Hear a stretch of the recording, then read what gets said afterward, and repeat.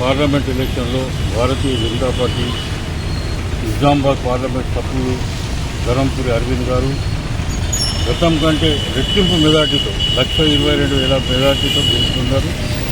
ఆయన చేసిన అభివృద్ధి ఏదైతున్నదో ఈరోజు నిజామాబాద్ జిల్లాలో అనేకమైన ప్రాజెక్టులు, రైల్వేకి సంబంధించింది కానీ, పసుపోడుకు సంబంధించింది కానీ, ఇంకా అనేకమైన ఇప్పుడు గెలిచిన కనుక ఇంకా అనేకమైన ప్రాజెక్టులు తెచ్చేదానికి ఆయనకు మేము కృషి చేస్తాం.